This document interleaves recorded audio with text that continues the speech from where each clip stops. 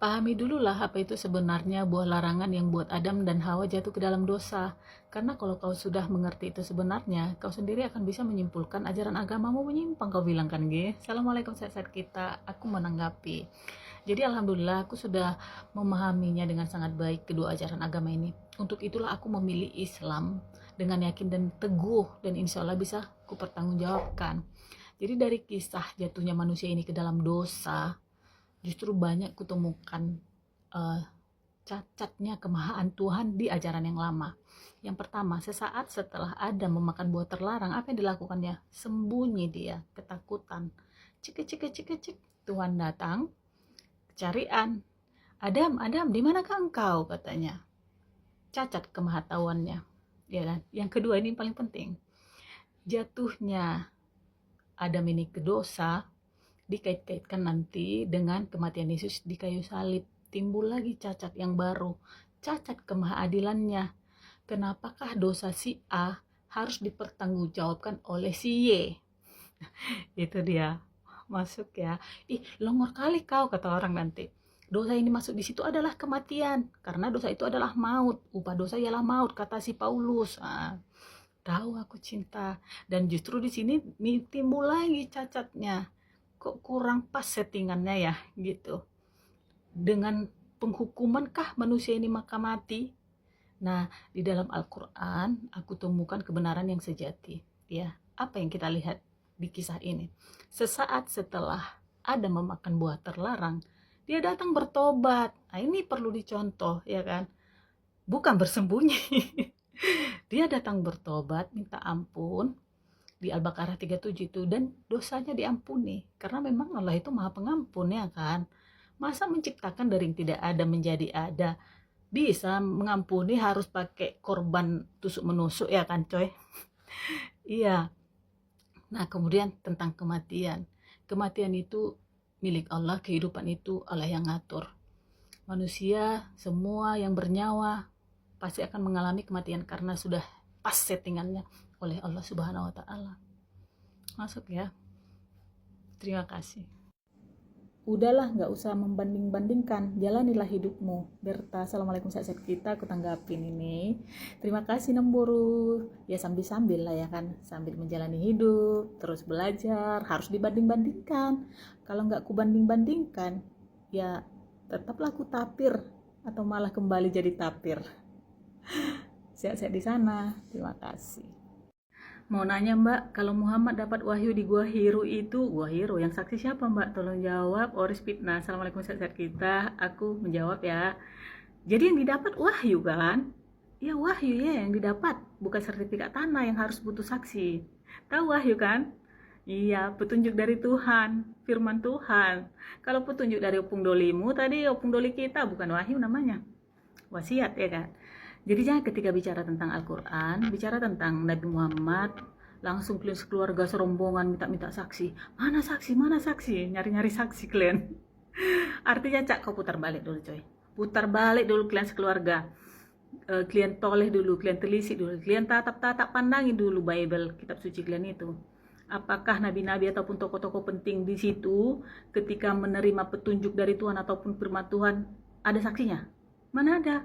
Contoh aja ya, di buku pertama, kitab pertama, Biblemu, tulisan Musa ada 5 kitab, Kejadian, Keluaran, Imamat, Bilangan, Ulangan.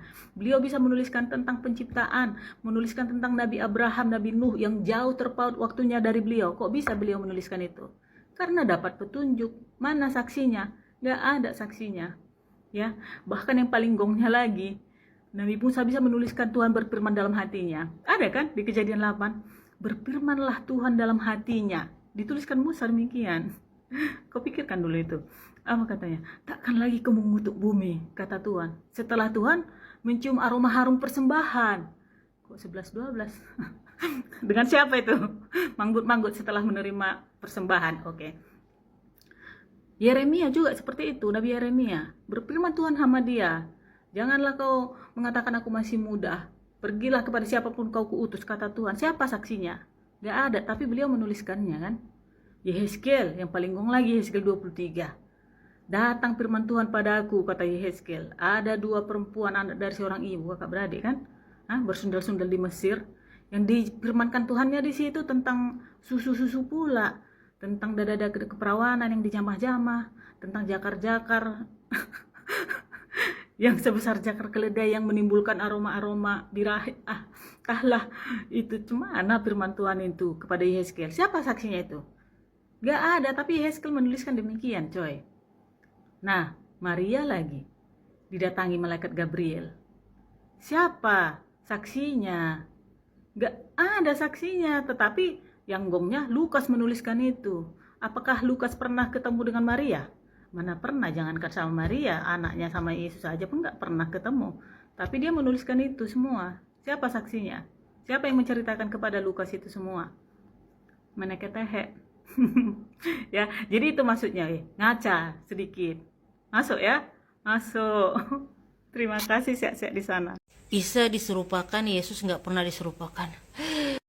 Kalau Tuhan sanggup menciptakan alam semesta, masa menyerupakan satu wajah saja dianggap mustahil? Yang dipermasalahkan itu bukan kemampuan Allah, tapi mau atau tidaknya Allah. Di dalam Bible sendiri, banyak orang tidak mengenal Yesus setelah peristiwa penyaliban. Lukas 24:16, mata mereka dicegat sehingga mereka tidak mengenal dia. Yohanes 20:14, Maria Magdalena melihat Yesus tapi dikira tukang kebun. Markus 16:12, Yesus menampakkan diri dalam rupa lain. Kalau menurut Bible saja Allah bisa membuat orang tidak mengenali Yesus atau Yesus itu tampak dalam rupa lain, mengapa menyerupakan seseorang itu dianggap tidak mungkin? Dalam Islam, yang diserupakan bukan berarti Yesus itu berubah menjadi orang lain, tetapi Allah membuat orang lain wajahnya seperti Yesus agar rencana penyaliban terhadap Nabi Isa itu tidak berhasil. Itu ada dalam surah An-Nisa, tetapi yang mereka bunuh itu diserupakan bagi mereka. Intinya Allah ini memuliakan Nabi Isa dengan menyelamatkan dia. Analoginya kayak gini, kalau misalnya kamera CCTV buram, lalu orang salah mengenali pelaku, apakah itu mustahil? Tidak, apalagi jika Allah yang Maha Kuasa lah yang menghendaki suatu peristiwa itu terjadi. Kamu mengatakan bahwa Yesus itu tidak pernah diserupakan. Itu harus ada buktinya, jangan asal omong doang. Sedangkan Islam mengajarkan bahwa Allah memang menyelamatkan Nabi Isa dengan menjadikan peristiwa itu tampak beda bagi pelaku. Jika Allah mampu menciptakan manusia dari ketiadaan menjadi ada, tentu menyerupakan seseorang bukanlah sesuatu yang mustahil. Jadi sadar sadar. Gak ngerti Anda arti Tuhan, garis miring Rob. Yesus datang menebus dosa. Kalaupun ada menuhankan, sah-sah aja. Kalau ada batu bisa hapus dosa sehabis-habisnya, wajar dituhankan, itu sah-sah aja. Brando, assalamualaikum, saat kita kutanggapin ini. Itu bagi Anda yang di grey area, Brando. Area abu-abu, hitam tidak, putih tidak, mengambang kagak jelas. Satu perahu nyektian banyak kali nahodanya.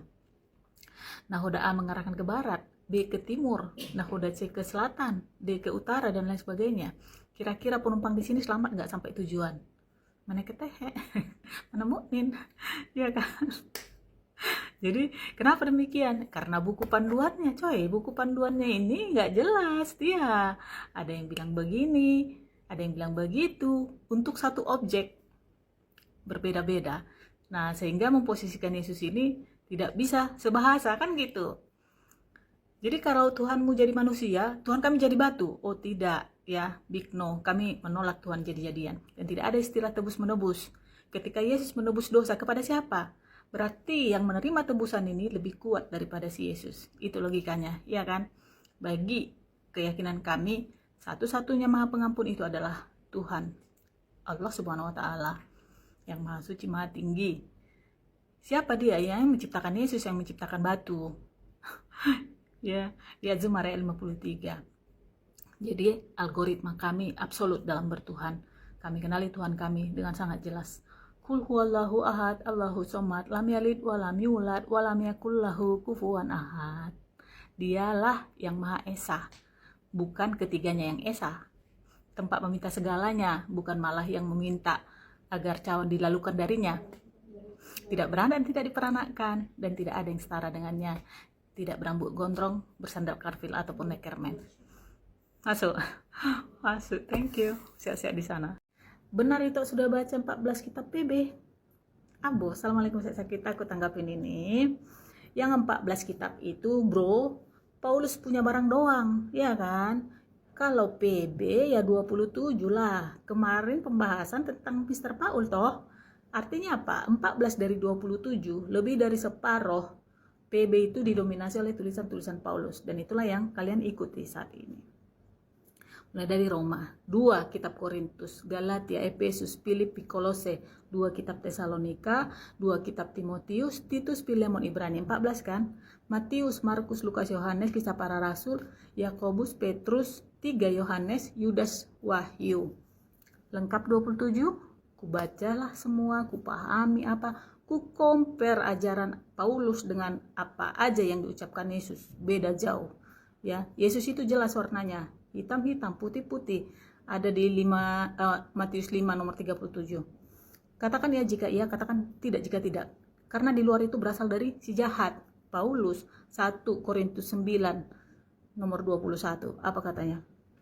Bagi orang Yahudi, aku seperti orang Yahudi. Bagi orang yang ikut Taurat, aku seperti orang ikut Taurat, meskipun aku tidak ikut Taurat. Bagi orang yang tidak ikut Taurat, aku seperti mereka juga, meskipun aku tidak hidup di luar Taurat. Bagi orang lemah, aku seperti orang lemah. Gak ada warnanya, bunglon. Nah, supaya banyak yang selamatkan katanya. Banyak yang selamatkan atau disesatkan. Karena apa? Yesus pernah berkata seperti ini. Ya, itu di Matius 5 nomor 17, 18, 19 dan seterusnya. Apa? Kukatakan padamu, selama langit dan bumi belum lenyap, kata Yesus ya, ini langit dan bumi belum lenyap kan? Tidak boleh satu iota atau satu titik pun dari Taurat itu dikurangi. Jika ada yang mengurangi dan mengajarkannya kepada orang lain, tempatnya di mana? Teman-teman, saudara-saudara? Di mana tempatnya? Tempat terendah ya. Mr. Paul, apa yang dilakukannya? Bukan hanya mengurangi, coy, membatalkan. Itu tertulis di suratnya ke jemaat Efesus. Ya, gong kali kan?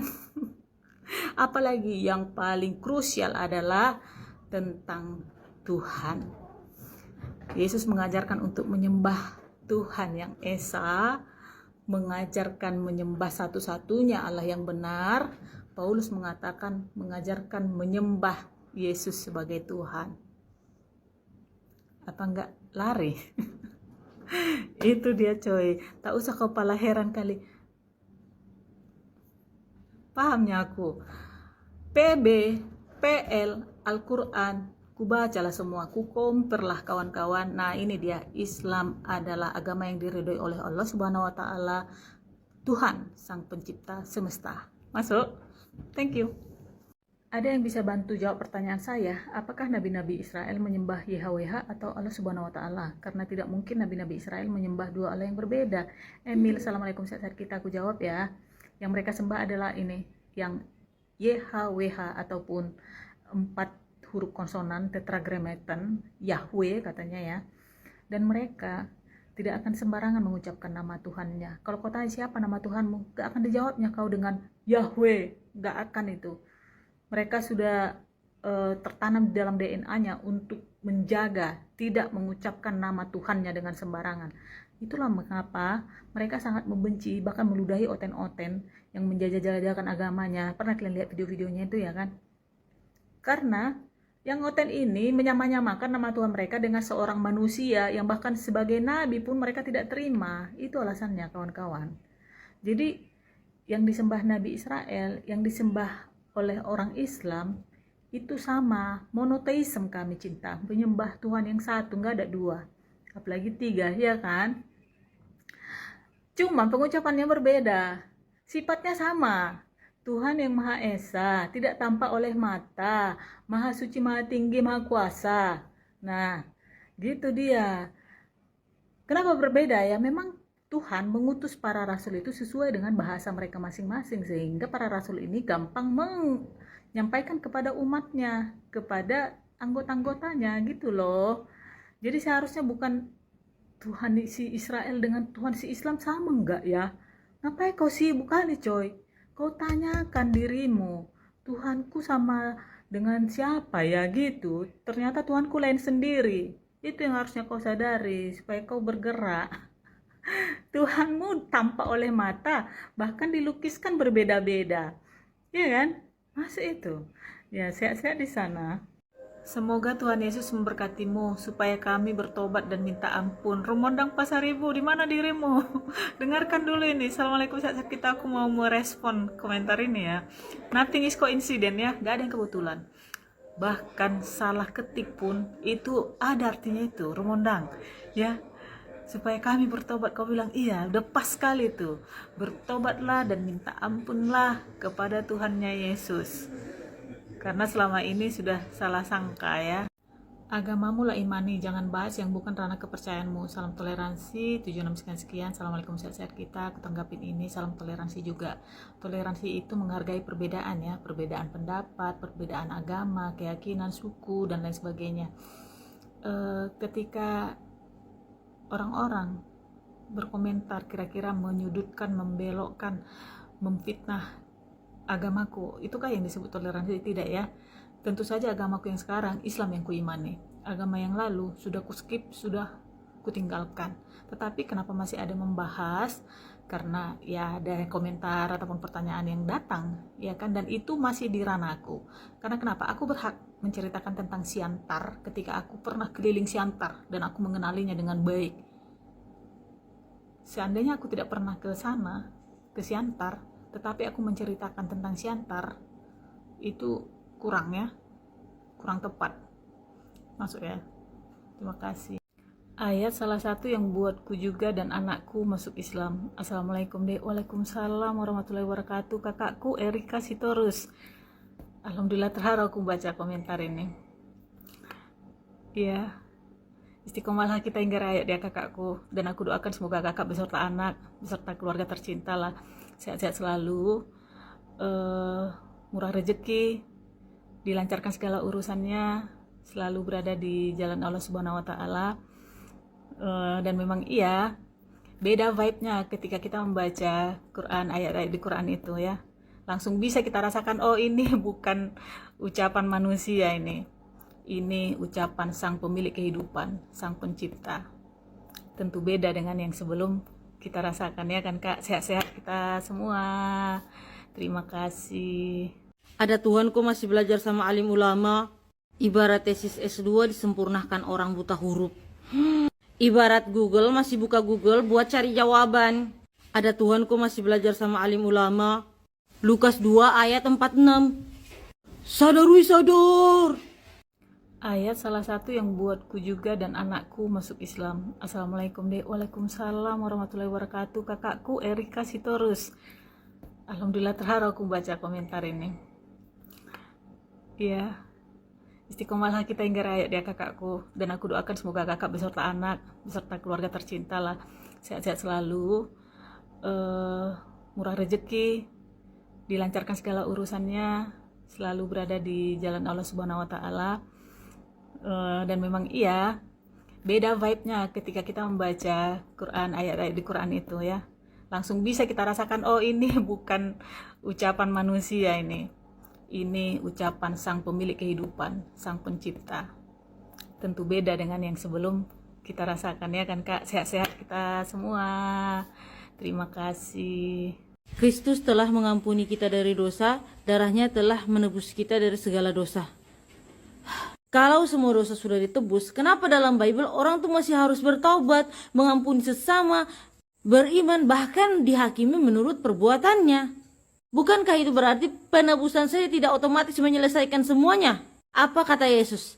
Jika kamu tidak mengampuni orang lain, Bapamu juga tidak akan mengampunimu. Matius 6:14-15. Kalau semua dosa sudah diampuni kayu salib, kenapa pengampunan Allah masih bergantung pada pengampunan kita terhadap dosa orang lain? Yakobus 2:42, manusia dibenarkan bukan hanya oleh iman, tapi juga oleh karena perbuatan. Wahyu 20:12-13, manusia dihakimi menurut perbuatannya.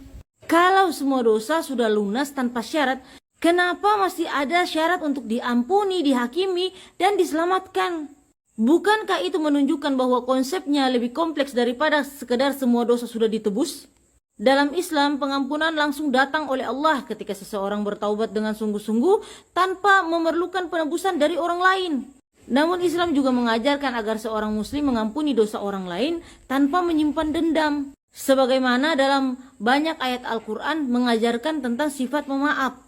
Tuhan itu kalau mau mengampuni dosa, ya tinggal bilang aku ampuni. Gak butuh orang lain untuk menebus dosa manusia. Sampai harus pakai cara yang ribet banget, mati di kayu salib jadi sadar we sadar. Isa Al-Masih terkemuka di dunia dan akhirat. Jongar 41 berkomentar, aku tanggapi Assalamualaikum sahabat kita. Terus kalau terkemuka kenapa Jongar? Jadi Tuhan gitu. Jadi seringkali kalian, teman-temanku, teman-teman Jongar maksudnya, memakai ayat ini seolah ingin memvalidasi, bukan memvalidasi saja, seolah ingin memaksakan ketuhanan Isa Al-Masih supaya sama pemikirannya dengan kalian. Gak bisa sama kami, gak laku, ya kan? Karena kenapa? Kalau mau saja kau lembutkan hatimu, kau buka ini, kata terkemuka justru mempertegas, menunjukkan ketidaktuhanan Isa Al-Masih. Karena kalau terkemuka udah pasti harus ada pembanding yang lain. Sedangkan Tuhan itu Esa, Tuhan itu tunggal. Masuk itu? Masuk. Dan kami memang yakin dan percaya bahwa Isa Al-Masih terkemuka di dunia dan akhirat. Bagaimana tidak? Beliau messenger, pembawa pesan agar kita semua beribadah hanya bertakwa kepada Tuhan Sang Pencipta, ya kan? Sama seperti ajaran nabi-nabi sebelumnya. Nabi Musa juga dimention di Quran terkemuka loh. Iya, bagaimana tidak terkemuka di dunia? Beliau diangkat dalam keadaan terhormat, hidup, tidak diludahi, tidak dibun-bun. Nah, terkemuka kan? Terkemuka di akhirat. Iya, terkemuka di akhirat karena salah satu tanda akhir zaman Nabi Isa akan turun. Untuk mengapain? Meluruskan pemikiranmu ini. Masuk itu. Masuk, diluruskannya nanti. No. Aku bukan Tuhan Jongar katanya. Oke, thank you. Ayat salah satu yang buatku juga dan anakku masuk Islam. Assalamualaikum dek. Waalaikumsalam warahmatullahi wabarakatuh. Kakakku Erika Sitorus. Alhamdulillah terharu aku baca komentar ini.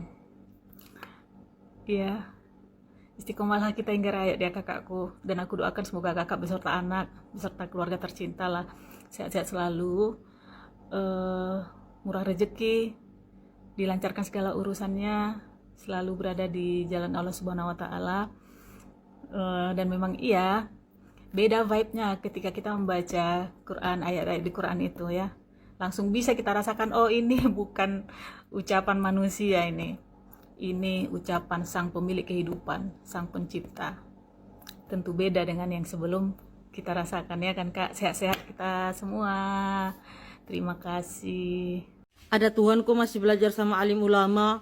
Ibarat tesis S2 disempurnakan orang buta huruf. Ibarat Google masih buka Google buat cari jawaban. Ada Tuhan kok masih belajar sama alim ulama. Lukas 2 ayat 46. Sadar wih sadar. Kalau roh Tuhan tidak menarikmu kepada keselamatan, maka ibu tidak akan pernah paham dengan firman Tuhan. Ibu hanya akan sebatas memahaminya dengan akal manusiamu. Ini berkomentar, aku menanggapi Assalamualaikum sahabat kita. Roh Tuhan masuk di sini Roh Kudus ya kan? Ya, jadi cinta, konsep ketuhanan yang berbasis Tritunggal, di mana salah satunya ada Roh Kudus di situ, itu sudah lama aku skip dari keimanan aku sebagai aku manusia yang berakal, ya. Jadi nggak akan kubahas di sini Roh Tuhan, Roh Kudus, Roh halus, roh yang lain, apalagi sampai membahas bahasa roh, karena siriki raba-raba sampai sekarang masih perdebatan kan, debat nggak nemu, cacat, kita blacklist. Nah itu aku yang mau kuperdalam di sini tentang keselamatan. Semua kita ini manusia pengen selamat, dunia akhirat apalagi, ya kan? Jadi kenapa harus Islam? Karena di Islam jelas konsep keselamatannya. Adil, merata, laki-laki dan perempuan semua sama. Yang penting apa? Yang penting baca Al-Ahzab 35, apa yang kau lakukan gitu. Loh, di sana kenapa emangnya? Di sana justru yang namanya juru selamat, penyelamat, pernah berada di fase tidak selamat. Kita pakai akal manusia kita secara sehat supaya tidak diakal-akalin. Masuk. Thank you. Yohanes 14 nomor 6. Akulah jalan dan kebenaran dan hidup. Sob 12. Assalamualaikum sahabat kita. Aku tanggapin ini. Jadi ketika aku membahas ini nanti pasti banyak yang mencak-mencak. Gak apa-apa sayang, tahan dulu, dengarkan, silahkan mencak. Kalau mencak gak apa-apa. Barangkali ini bisa menjadi stimulan untuk meningkatkan kesadaran yang mungkin kolaps ya. Harapannya nanti kesadarannya penuh, mau belajar, mau membaca. Itu. Ini kalau diakumulasikan dari semua video-video yang pernah aku unggah, ada ratusan ini nongkrong di kolom komentarku. Yohanes 14 nomor 6 ini. Kenapa demikian? Kenapa demikian? Karena ini adalah ayat yang dibangga-banggakan. Kalau aku bilang ada ayat yang dibangga-banggakan, ada itu ayat yang tidak pantas untuk dibanggakan. Gak pernah kalian menulis di kolom komentar, Yohanes 5 nomor 30. Aku tidak dapat berbuat apa-apa dari diriku sendiri dan seterusnya, itu kata Yesus ya. Markus 10 nomor 40 atau Matius 20:23. Perihal memberikan tempat di sisi kiri kananku, aku tidak berhak nih. Gak pernah kalian kaji, gak pernah kalian perdalam itu. Kenapa? Karena kalau kalian kaji perdalam itu gagal, nanti misi menuhankan Yesus, ya kan? Yang kalian kokop-kokop itu adalah kalimat Yesus, tidak satu pun yang dapat datang kepada Bapa kalau tidak melalui aku. Iya, semua nabi itu pada zamannya masing-masing adalah jalan menuju Tuhan yang sebenarnya Tuhan. Jalan berbeda dengan tujuan. Ya, masih bisa dibedakan jalan dan tujuan kan? Kalau nggak bisa dibedakan jalan dan tujuan, udah hang itu benar. Ya, coba pikirkan dulu pelan-pelan. Ya, terus nabi-nabi terdahulu yang diutus Tuhan itu mau ngapain datang ke dunia ini? Healing, tebar-tebar pesona. Enggak kan, sama tujuannya, agar umat manusia tidak menyembah sesembahan lain. Musa di Keluaran 32-33 itu marah kepada umatnya ketika mereka mulai menyembah sesembahan lain, lembu emas. Kita hanya bisa selamat kalau mengikuti Tuhan yang memerintahkan aku membebaskanmu dari perbudakan. Itu katanya. Sama kan intinya. Ada 4 nabi besar di kitabmu ini, aku katakan. Ada 12 nabi kecil. Itu intinya semua sama. Membawa umatnya agar tidak menyembah sesembahan lain. Gitu. Dan Yesus juga sama seperti itu. Dia selalu mengatakan dia utusan Tuhan, dia itu berkali-kali sampai berbui pun mulutnya. Kalau kau pergi ke Yohanes 17 yang hanya 26 ayat itu, 6 kali dia mengatakan supaya dunia tahu aku ini engkau utus gitu. Ya kan? Kaji dulu itu lebih dalam. Kaji lagi. Masuk ya. Jadi pengajian itu penting memang. Kaji. Jangan mengagung-agungkan satu ayat menutup mata dengan ayat yang lain. Yesus itu tidak pernah mengatakan dirinya Tuhan apa karena dia malu-malu kucing, malu-malu meong. Enggak lah, karena memang dia bukan Tuhan. Ya, enggak mungkin dia sesegan itu mengakukan dirinya kalau dia memang Tuhan. Siapa yang jadinya biang kerok? Jangan biang kerok lah ya, tokoh lah ya. Siapa yang menjadinya tokoh?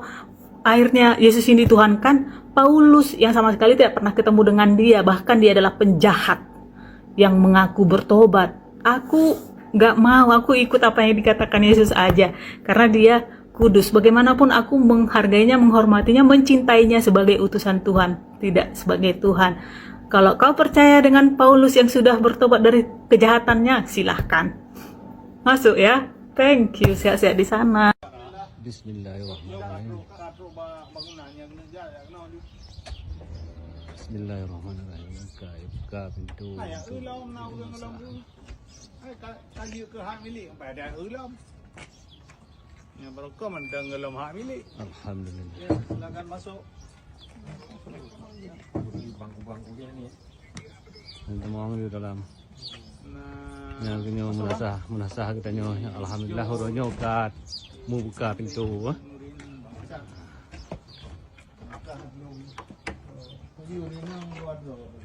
Pero di yang misal.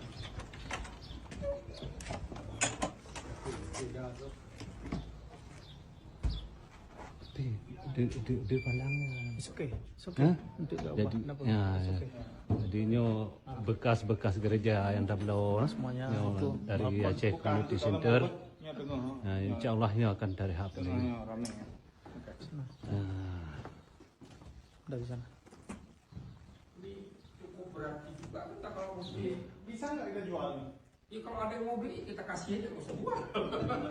Kapan juga kita jual kalau ada yang mau? Saya nggak mau ngaku. Siapa ini? Ginilah keadaannya sekarang ini. Setengah mati. Nah, insya Allah akan direnovasi. Ini kayunya bagus. Sebenarnya ini bekas gereja. Ya lampu, list air udah harus kita apply. Lampu paling penting. Banyak. Bu banyak. Ya. Baca rumah ada medung je level orang baca kursi di dalam kau. Ini banjir di dalam. Nyancok tepung kamu ni. Assalamualaikum, halo aku Cindy, aku seorang mualaf. Saat hidup, mungkin saat hidup terasa berat, ternyata yang membantu aku bukan hal besar. Sekarang aku punya beberapa rutinitas kecil yang selalu aku jaga, karena aku sadar ketenangan itu harus dirawat pastinya. Kadang sesederhana membuka jendela, misalkan di pagi hari, terus kayak kesibukan dengan merapikan sudut rumah, atau menikmati minuman mungkin yang hangat, atau misalkan yang dingin, apapun itu fresh otak dan pastinya jiwa yang mungkin setiap harinya kamu memikirkan selalu aku punya masalah, karena di dalam itu semua orang pasti punya masalah yang mungkin jauh lebih besar dari kita. Atau misalkan kamu bisa juga pakai aroma-aroma yang bikin kamu nyaman. Biasanya aku sekarang sih yang aku alami kalau aku lagi stres ataupun kayak gimana, selain sholat ya pastinya aku aku suka banget wangi-wangian aromaterapi dan segala macam ya. Jadi membantu aku jadi kembali ke diri sendiri. Dan semakin dewasa, aku semakin percaya bahwa kebahagiaan sering datang dari hal-hal sesederhana apapun itu yang dulu kita anggap biasa aja. Jadi bagi aku kayak dari semua perjalanan mualaf aku pastinya sampai sekarang, ya aku selalu berpikir overthinkingku yang tidak bagus ini aku ubah menjadi rutinitas yang mungkin ini mungkin bisa nih ngerubah aku yang menjadi tidak memikirkan itu padahal belum datang, ya nggak sih? Kadang jiwa-jiwa itu yang harus kita tanam gitu. Mbak, jangan sembah batu. Assalamualaikum sahabat kita. Aku tanggapi komentar ini. Jadi teman-temanku dari seberang sana yang sering berkomentar seperti ini ya, maaf, aku mau katakan kepada kalian menunjukkan ketololan kalian yang sangat dalam sebenarnya, dan keputusasaan bisa dibilang ya. Kenapa? Kalian tidak mempelajari Islam, tidak mempraktekkan keislaman, kasih nasihat agar umat Islam tidak sembah batu. Satu orang pun manusia yang beragama Islam di muka bumi ini tidak ada yang sembah batu. Ya, sepertinya kalian sudah terbelenggu oleh doktrin Tuhan menjadi manusia, menjadi roh. Ya, kalian merasa hebat karena Tuhan kalian menjadi roh, menjadi manusia. Tuhan mereka batu gitu. Jadi itu longor namanya ya. Logikanya sederhana aja. Menyembah Tuhan yang jadi manusia saja, yang bisa bergerak, bisa melakukan sesuatu, bisa makan ikan goreng, kami nggak mau. Apalagi batu yang tidak bisa berbuat apa-apa, yang hanya bisa diam. Mana mungkin, ya kan? Kami menyembah yang menciptakan manusia, yang menciptakan roh, yang menciptakan batu. Lalu kenapa kalian berbondong-bondong ke Ka'bah itu? Itulah bukti bahwa Islam itu rahmatan lil alamin, pemersatu seluruh umat di dunia. Ya, itu. Apa maksud si kawan ini? Kau pelajari lagi lah. Jangan semua aku muntahkan. Nanti kenyang kali kau makan muntahanku. Masuk itu. Kalimat Allah dan rohnya Allah itu sendiri. Baca di Quranmu. Coba jelaskan kata si Eklamaus Mas Neno. Assalamualaikum sahabat kita. Oke Mas Neno, kau ajak sekalian kawan-kawan sekelasmu ya, duduk yang manis di situ. Biar ku jelaskan, biar ku injili dulu kalian satu persatu. Karena ini kan tentang Nabi Isa alaihissalam. Jadi typinganmu itu tadi adalah plintirologi. Jangan kau suntik-suntikkan konsep trinitas, konsep tritunggal kepada kami. Imani saja itu sebagai milikmu tanpa harus mengklaim bahwa di Al-Quran juga tertulis demikian. Itu fitnah namanya, sengaja. Dosa kau coy. Aku sebenarnya nggak tahu, tapi sosok tahu. Makanya dengarkan ini, apa yang sesungguhnya tertulis di dalam Al-Quran perihal itu. An-Nisa ayat 171 ya, aku bacakan, dengarkan baik-baik. Wahai ahli kitab, janganlah kamu melampaui batas dalam agamamu, dan janganlah kamu mengatakan terhadap Allah kecuali yang benar. Sesungguhnya Al-Masih Isa putra Maryam itu adalah utusan Allah, dan yang diciptakan dengan kalimatnya yang disampaikan kepada Maryam. Yang diciptakan dengan kalimatnya, oke? Disampaikan kepada Maryam. Ciptaan ya, bukan pencipta. Tuhan menciptakan segala sesuatu itu dengan ucapan, dengan firman, dengan kalimat kan. Matahari, bulan, bintang, gunung-gunung, pohon-pohon, lautan, hewan-hewan, binatang buas, binatang melata, semua diciptakan dengan berfirman, dengan kalimat. Apakah itu semua Allah itu juga? Ya enggak lah coy, hina kali kau buat. Tapi itu semua kepunyaan Allah. Masuk ya? Masuklah. Kalau nggak masuk lagi, betapa tumpulnya lah ya kan. Kita lanjut. Dan dengan tiupan rohnya. Ingat ketika Tuhan menciptakan Adam, fase terakhirnya itu meniupkan roh, sehingga Adam menjadi manusia yang bernyawa, manusia yang hidup, manusia yang bergerak. Apakah Adam Allah itu juga? Enggak kan? Maka berimanlah kamu kepada Allah dan Rasul-Rasulnya. Beriman ya kepada Allah dan Rasul-Rasulnya. Isa itu ciptaan Tuhan dan juga Rasulnya. Oke lanjut. Dan janganlah kamu mengatakan Tuhan itu 3. Berhentilah kamu dari ucapan itu. Dan selanjutnya boleh kau baca. Cinta. Jadi jangan kau pelintir-pelintir. Jangan kau bawakan konsep pemikiranmu, konsep ketuhananmu ke kami. Gak, bagi kami itu perbuatan musyrik, dosa besar. Ya, dan satu hal lagi yang sangat penting, kalau kau mengimani satu ayat dari Al-Quran itu, ya harus tentu dong mengimani ayat yang lain ya. Jangan yang senang, yang cocok kau rasa, kau telan, kau ambil, kau simpan, yang tak cocok, kau buang, kau singkirkan. Itu bukan beriman. Kayak gitulah cara kalian mengimani kitab suci kalian. Makanya jadi marsamburetan. Ya kan? Harus totalitas. Jangan pilih-pilih. Kalau pilih-pilih, yang ini aku ambil lah, suka aku, yang ini kusingkirkan lah. Bukan beriman namanya. Berapa namanya? Bermonjanya kayak gitu ya kan? Oke, sehat-sehat di sana. Thank you. Tuhan Yesus mengasihimu, kembalilah padanya. Kata si Berry. Assalamualaikum, sehat-sehat kita. Jadi aku tanggapin ini ya. Sekali lagi ku sampaikan dan ku tegaskan Berry DKK dan kawan-kawannya yang sering mengatakan ini, bahwa justru dalam Islam aku berada di circle-nya Yesus loh. Ya, jadi aku tinggalkan kekristenan supaya aku berada di circle-nya Yesus. Kemarin itu di circle-nya Paulus. Ya, circle-nya Paulus itu yang mengajari untuk menyembah Yesus. Tetapi Yesus mengajari untuk menyembah satu-satunya Tuhan yang Maha Esa, Sang Pencipta. Masuk itu? Masuk ya, sehat-sehat di sana. Pengampun. Mengapa Adam dan Hawa tidak diampuni? Mengapa manusia dibuang dari surga? Putra berkomentar, aku tanggapi. Assalamualaikum, sehat-sehat kita.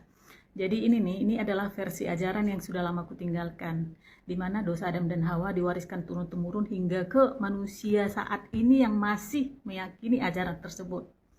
Dan anehnya di kisah itu ya, di kisah pembuangan manusia dari surga itu, Tuhan tidak tahu di mana posisi Adam setelah melanggar perintahnya, setelah makan buah terlarang itu.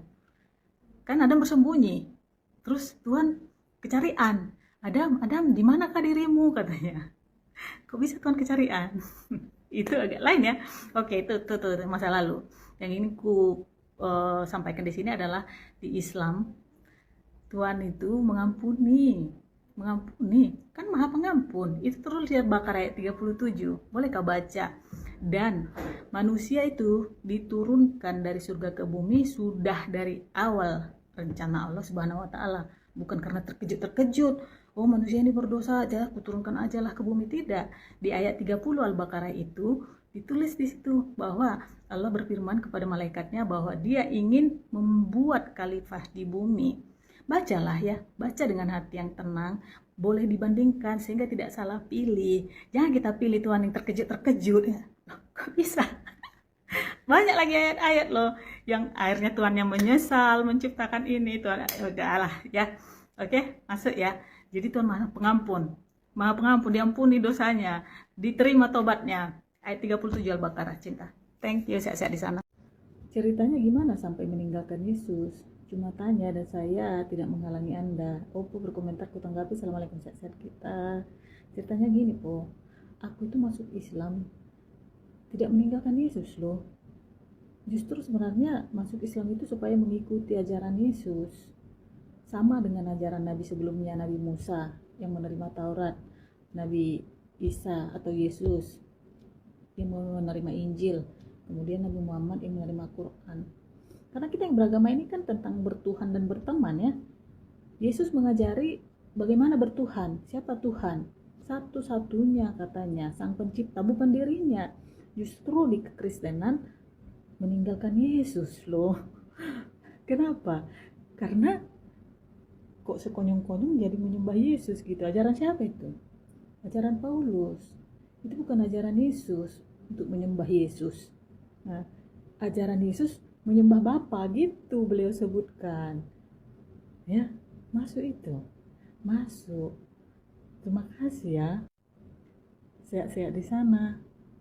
Kebenaran yang mana? Kasih contoh dong. Lo berkomentar, aku tanggapi. Assalamualaikum, sehat-sehat kita. Oke, contoh 1. Islam mengajarkan umatnya agar percaya kepada Tuhan yang Maha Esa, Allah SWT yang adalah Sang Pencipta, Allah yang Maha Suci dan Maha Tinggi. Dialah yang menciptakan segala sesuatu. Dari yang tidak ada menjadi ada. Jumaah 62. Dia menciptakan alam semesta dan menjaganya. At-Talaq ayat 12. Dia menciptakan manusia. At-Tin ayat 4. Semua manusia ciptaannya, manusia pertama hingga terakhir nanti. Jadi kalau ada agama yang mengajarkan umatnya Tuhan kita itu Sang Pencipta katanya, tetapi Tuhannya itu lahir dari manusia sebelumnya, dari rahim ciptaan sebelumnya, itu namanya apa? Pembohongan apa pembodohan itu? Coba dipikir-pikir ya. Itu yang pertama. Yang kedua, dalam Islam diajarkan bahwa Tuhan itu Maha Pengampun, Maha Pengasih, Maha Penyayang, Maha Adil. Itu tertulis di Al-Jumu'ah ayat 53. Ampunannya luas. Kita cukup datang minta ampun dengan bertobat, Dia akan mengampuni kita. Jadi kalau ada ajaran agama yang dosa kita harus diampuni melalui kematian seseorang, melalui penebusan, itu namanya apa? Transaksi, kong kali kong. Mikir lagi sekali lagi. Kemudian kebenaran apa lagi? Kitab sucinya original.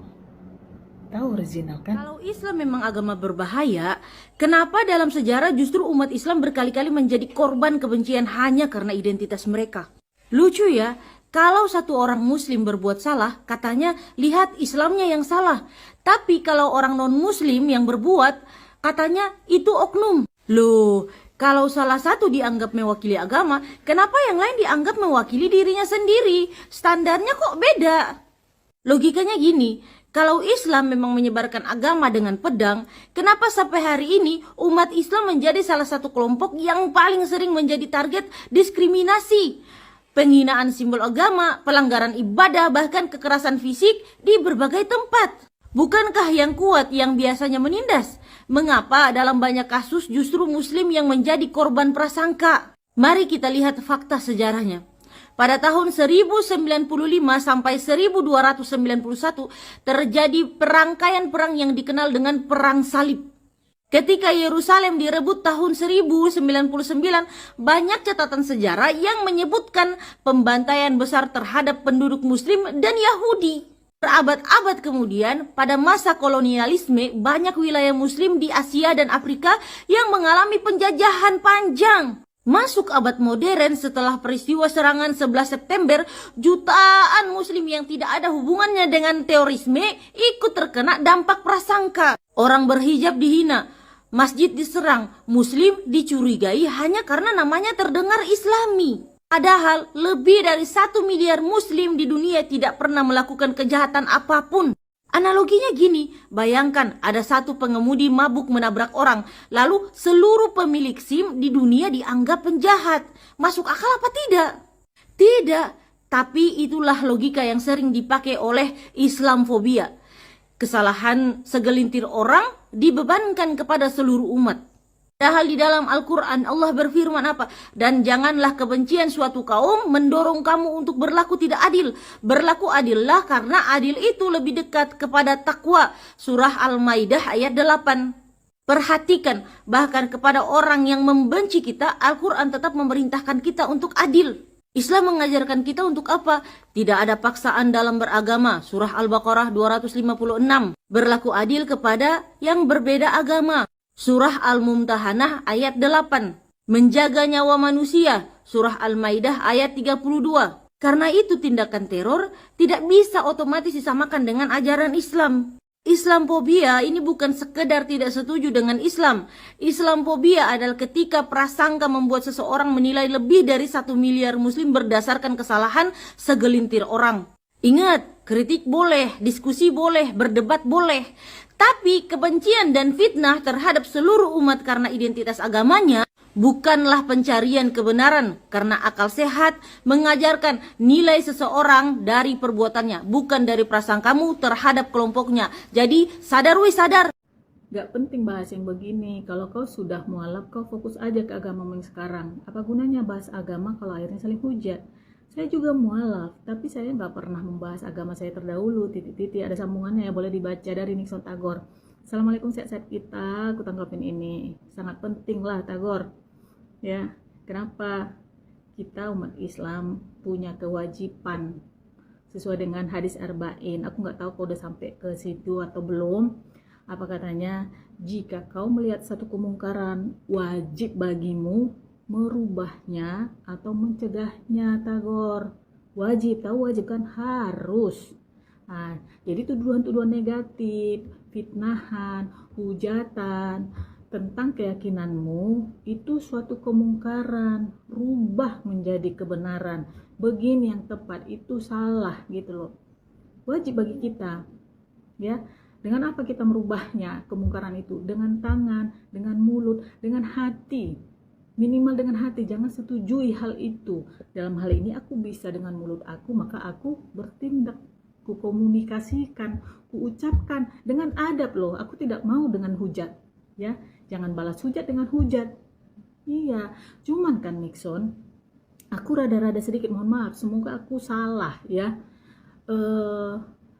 Karena ada beberapa komentarmu di video-video yang lain kayak aroma-aroma domba-domba berbulu nyemot gitu loh. Karena banyak loh yang ngaku-ngaku di video-videoku, aku juga mualaf, aku jangan kau bahas-bahas, aku juga mualaf, gak kayak kau, gak bahas-bahas agama katanya. Ternyata ditelusuri bukan. Nah gitu. Jadi semoga aku salah ya, semoga kecurigaanku ini salah. Belajar lagi Islam dengan baik Nixon, lebih dalam sehingga semakin cinta. Karena gini, siapapun dia, seorang umat beragama Islam yang slay aja dia ketika agamanya dihujat, itu ada yang salah dengan dia. Baik dia Islam dari lahir maupun mualaf, ada yang salah. Itu terjadi kemandulan spiritual namanya. Jangan sampai mandul kita ya. Masuk, thank you. Assalamualaikum warahmatullahi wabarakatuh, teman-teman. Ketika Allah memanggil kedua wanita hebat di dalam kehidupan saya, 5 tahun lalu Allah memanggil almarhumah istri saya, ibu dari kedua putra saya. Dan bulan lalu Allah kembali memanggil seorang mualaf yang luar biasa, yaitu mama saya, teman-teman. Ketika almarhumah mama saya selesai dimakamkan, lalu banyak sekali keluarga dari pihak mama saya itu datang dan ngobrol dengan saya, teman-teman. Salah satu dari mereka bicara kepada saya seperti ini. Ketika mamahmu masih ada, setiap kamu berangkat bekerja, kamu selalu menitipkan kedua anakmu kepada mamahmu. Lalu sekarang bagaimana? Bagaimana kamu bisa merawat anakmu sambil kamu mencari uang, katanya. Lalu saya bilang, teman-teman, saya akan tetap merawat kedua putra saya dengan maksimal. Untuk masalah pekerjaan, saya bisa berhenti bekerja dan saya mencoba mencari pekerjaan yang lebih fleksibel, yang dapat merawat anak saya juga dan dapat mencari rizki juga untuk mereka. Lalu salah satu dari mereka, tepatnya om saya, bilang seperti ini, teman-teman.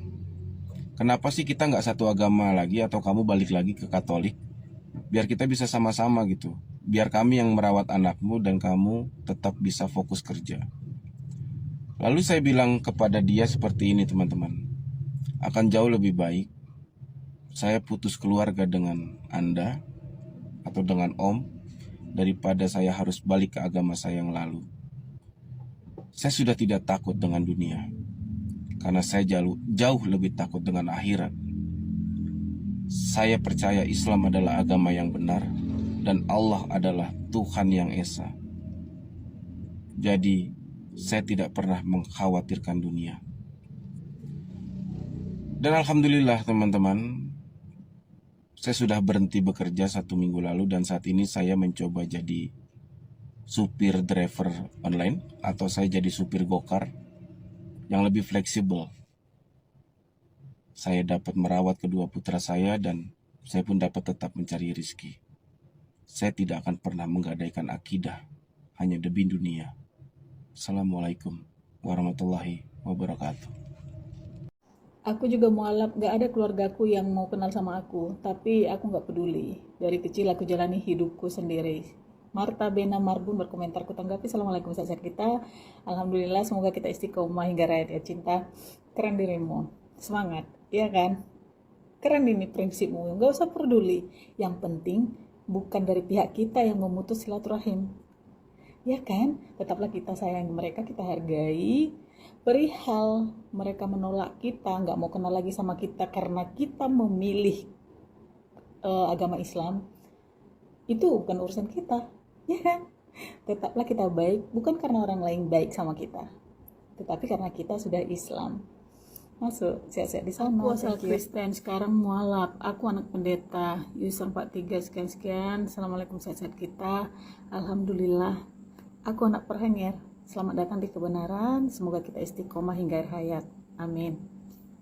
Saya dalami yang kitab suci itu hanya Al-Quran, ya, karena Al-Quran ini adalah satu-satunya kitab yang terjaga, sebagaimana firman Allah di dalam Quran surat Al-Hijr ayat ke-9, Zubillahi minasyaitonirrajim, Inna nahnu nazzalna dzikra wa inna lahu lahafizun. Allah lah yang menurunkan Quran dan Allah pula yang menjaganya.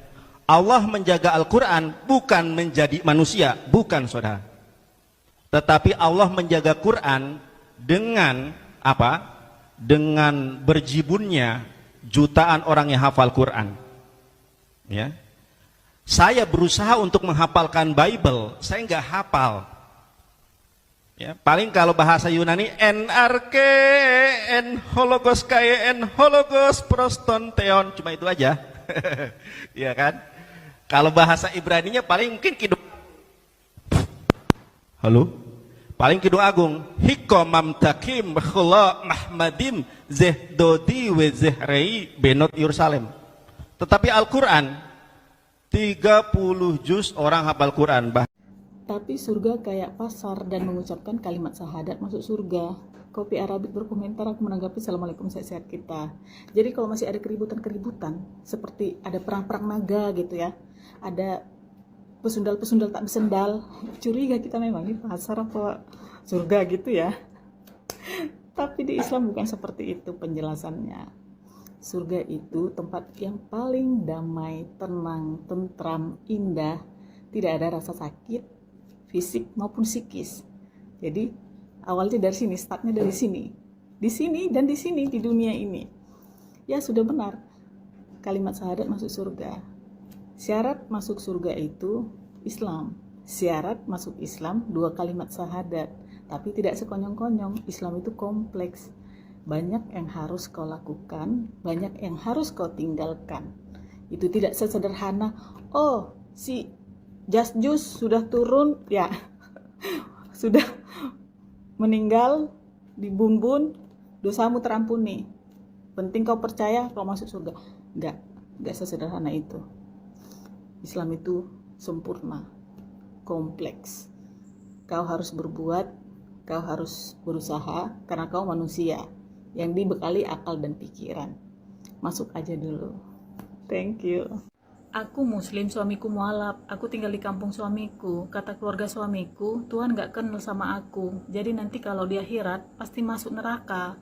Aku gak mau jawab karena privacy. Kata si Sri Artina Bruklia. Aku aja yang jawab ya, boleh? Boleh lah, namanya kita sesama satu iman. Aku mau backup, mungkin kakak ini menjaga ya. Jadi gini, ini aku menjawab ke keluarga suaminya yang ngomong itu ya. Wajarlah Tuhanmu gak kenal. Kan masa aktif Tuhanmu cuma 33 tahun. Lagian Tuhanmu gak pernah bilang kalau dia Tuhan. Terus kau pikir Tuhanmu itu kenal juga sama kau? Gak kenal dia, nyahlah katanya nanti. Udah gitu aja ya. Ini Thank orang you. yang nggak sadar guys. Nih contohnya. Kenapa syarat jadi Islam harus bodoh? Dengar, justru Islam itu satu-satunya agama yang mengedepankan akal. Di dalam Al-Quran Allah menyebutkan berkali-kali, afala ta'qilun, afala yatafakkarun. Apakah kalian tidak berpikir? Apakah kalian tidak merenung? Lucu ya, Islam dibilang bodoh, padahal syarat masuk Islam itu sadar dan paham. Yang mirisnya kalian tuh nggak sadar kalau bodoh itu adalah identitas iman kalian. Apa kata Paulus di dalam 1 Korintus 4:10? Kami bodoh oleh karena Kristus. Sadarlah. Bukan kata Muslim, bukan kata orang luar, tapi kata Rasul kalian sendiri. Sadarlah, sadar. Rasul kalian sendiri bilang kalian tuh bodoh. Karena siapa? Kristus. Baca Biblemu, baca yang Menurut bilang saya supaya sadar. Ya? mengenai pindah agama dan lain-lain, pada dasarnya ini memang saya sedang mencari agama sebelum saya menemukan, saya diilhami untuk bisa bersyukurnya saya dapat ilham yang mudah ya, saya dibukakan jalan dengan mudah dan saya juga bisa terbukanya, saya tuh tidak tertutup, jadi saya dengar saya mau belajar. Saya sangat bersyukur sekali, banyak orang itu sudah dibukakan, sudah diberikan, tapi bebal ya, nggak bisa masuk. Nah, jadi bagi saya itu keimanan kenapa saya mau sampai pindah ke Islam adalah karena memang saya sudah hilang keyakinan terhadap Tuhan itu sendiri saat saya sebagai Kristen. Jadi sepanjang sekitar 3-4 tahun tuh waktu yang lama untuk seseorang tidak ke gereja, tidak mempunyai karena bagi saya tidak mau ke gereja bukan karena saya cuma males ya.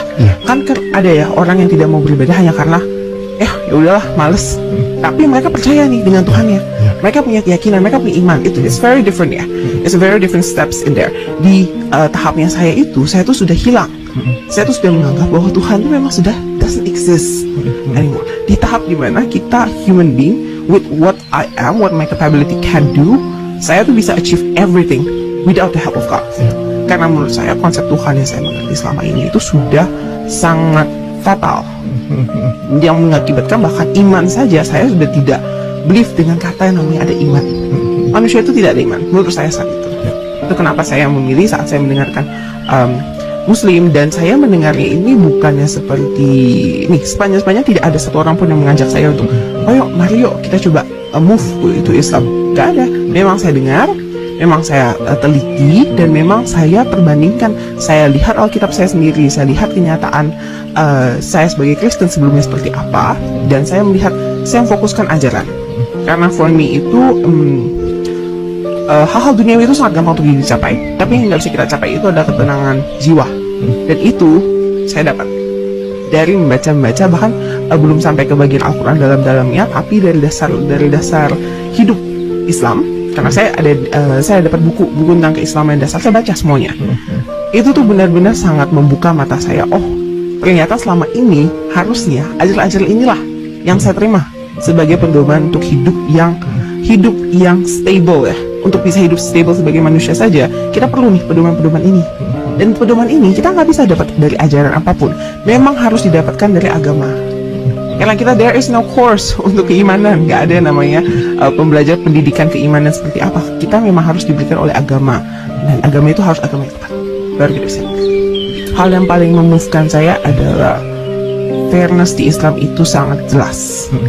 Itu adalah skill yang selama ini mungkin a lot of Christian di kita itu mungkin kita cari, tapi kita tidak mengakui. Kita tuh denial kita tinggi, karena kita diajarkan untuk believe. Belief itu akan mempunyai efek denial. Dan saat saya benar-benar mempelajari dari Islam itu sendiri, oh perbuatan kita melakukan apa akan ada dosa, akan ada pahala. Dan afterlife kita tuh jelas diatur dengan sangat. Kita ini kan tidak bisa melihat, we cannot see the future, and we cannot know when we're going to die and everything. Berarti di hidup ini kita we must use it as precious as possible. We only have one chance to live, right? Nah, disinilah saya benar-benar ngerasa, oh, ini memang yang selama ini saya cari. Ini yang membuat saya itu bisa tetap memegang bahwa hidup jadi orang yang baik dan orang yang benar itu berharga. Karena ini adalah untuk tabungan untuk afterlife yang kita tidak akan pernah tahu. Dan untungnya kita diajarkan, memang ada ajaran yang mengajarkan kita secara sistematis. Jadi bukan yang hanya tafsiran orang awam yang mungkin kita kan tidak terlalu mengerti bagaimana cara mengetahui tindakan mana yang betul, tindakan mana yang salah kan. Dan yang paling pentingnya adalah di sini kita diajarkan bahwa everything we do have a consequence. Islam adalah agama yang membukakan mata kita bahwa kita ini nggak boleh hidup sembarangan, bukan cuma karena itu memang diajarkan seperti begitu. No, dia menjelaskan sampai sedetail-detailnya. If you do this, you will get this consequence. Dan konsekuensi ini ada yang bisa ditebus, ada yang tidak bisa ditebus. Dan itulah yang kita butuh sebagai manusia. Itu yang saya merasa, oke, hidup kita ini kita butuh Islam, kita butuh agama yang jelas. Karena segala hal di dunia itu tidak jelas. Kalau sampai kita saja untuk perbuatan kita, untuk fondasi hidup kita juga nggak jelas, buat apa hidup? Nah, itu tidak ada di agama. Even saat saya masih di Kristen, saya cari sampai dari ujung ke ujung itu tidak ada. Dan disinilah kita bisa ngaca, benar-benar mengaca bahwa perbuatan kita itu punya makna. Bukan cuma semerta-merta kamu bisa Kematian itu tidak pernah disebabkan oleh Allah. Ketika Tuhan mengatakan kalau kamu Elia, kau ini mencampurkan antara filsafat, tafsir pribadi, dan asumsi teologi. Yang pertama, tentang kematian tidak pernah disebabkan oleh Allah. Masalahnya dalam Bible justru berkali-kali mengatakan Allah memberi hukuman mati, membinasakan, bahkan yang menentukan hidup dan matinya manusia. Contoh, Ulangan 32:39, aku menghidupkan dan mematikan. 1 Samuel 2 ayat 6, Tuhan mematikan dan menghidupkan. Kalau begitu bagaimana bisa dibilang bahwa kematian tidak pernah disebabkan oleh Allah? Padahal teksnya langsung bilang Tuhan mematikan. Jadi secara logika, kalau Allah menciptakan sistem hukuman kalau makan langsung mati, lalu hukuman tersebut benar-benar terjadi, maka Allah adalah penyebab utama hukuman tersebut terjadi. Ibarat hakim bilang kalau melanggar hukum ini kamu mati. Lalu orang dihukum mati, apakah kita bilang bukan hakim penyebabnya, tapi orang itu sendiri? Tidak sesederhana itu Elia, karena hakimlah yang menetapkan sistem hukumnya. Nah, kedua, kau bilang mati artinya terpisah dari Allah. Masalahnya Adam tidak langsung mati fisik hari itu. Padahal Kejadian 2:17 mengatakan pada hari engkau memakannya pasti engkau mati. Tetapi nyatanya Adam masih hidup ratusan tahun kemudian. Makanya kalian tuh suka ubah-ubah makna mati menjadi mati rohani. Supaya apa? Sesuai dengan doktrin kalian. Padahal mati rohani tidak tertulis secara eksplisit di dalam ayat itu. Itu interpretasi belakangan untuk menjelaskan bahwa kenapa pada saat itu Adam tidak mati fisik. Lalu ketiga, kau bilang Allah tidak lagi menopang hidup manusia. Nah, muncul pertanyaan besar di sini Elia. Kalau manusia itu tidak bisa hidup tanpa Allah menopang, berarti siapa yang mencabut penopang itu Elia? Tetap Allah. Jadi secara logika rantainya itu tetap kembali ke keputusan Allah Elia. Sadarlah. Contoh sederhana. Kalau seorang ayah kemudian bilang aku berhenti memberikan makan kepada anakku karena dia tidak taat. Lalu tiba-tiba anak itu mati. Apakah kita bilang bahwa anak itu mati sendiri? Bukan karena ayahnya. Tentu tidak sepenuhnya begitu Elia. Makanya konsep yang paling jelas dan masuk akal itu cuma Islam. Yaitu apa? Yang pertama, Allah memang menetapkan kematian sebagai ujian hidup. Adam memang berbuat salah, tapi dosa Adam tidak diwariskan ke semua manusia. Dan Allah menerima taubat Adam, jadi manusia lahir tidak membawa kutukan dosa Adam. Al-Quran jelas dan tegas, dan seseorang yang berdosa tidak akan memikul dosa orang lain. Jadi Islam tidak membuat manusia itu menanggung seluruh dosa kesalahan Adam. Sedangkan dalam teologi Kristen gara-gara Adam jatuh seluruh manusia berdosa. Padahal secara akal sehat, kenapa bayi baru lahir harus menanggung kesalahan nenek moyang? Kalian ini bingung sendiri dengan ajaran kalian. Allah bikin aturan, Allah kasih hukuman, Allah cabut penopang hidup. Tapi katanya bukan Allah penyebab kematian. Memang sadar dikit lah, sadar. Bismillahirrahmanirrahim. Bismillahirrahmanirrahim. Buka pintu. Kayu ke hak milik pada ulam. Yang berkah mendenggelam hak milik. Alhamdulillah. Silakan masuk. Bangku-bangku ini. Semua di dalam. Yang kini menasah katanya. Alhamdulillah horonya kat. Mau buka pintu.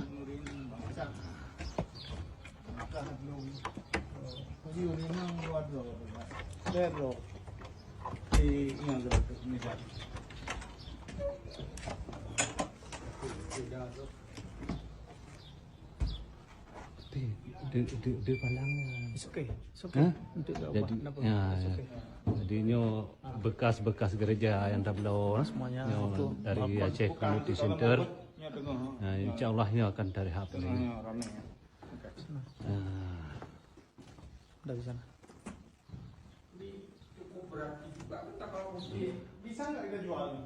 Ya kalau ada yang mau beli kita kasih aja, nggak usah jual. Kapan sudah kita jual kalau ada yang mau? Saya nggak mau ngaku. Siapa ini? Ginilah keadaannya sekarang ini. Selamat. Dan insya Allah akan direnovasi. Ini kayunya bagus. Kayu jamaah. Sebenarnya ini bekas gereja. Ya lampu, list air udah harus kita apply. Lampu paling penting. Panca. Bu banyak. Ya. Baca rumah ada medung jadi level baca kursi di dalam hall. Ini banjir di dalam. Nyancok tepung kamu gitu. Ada bima.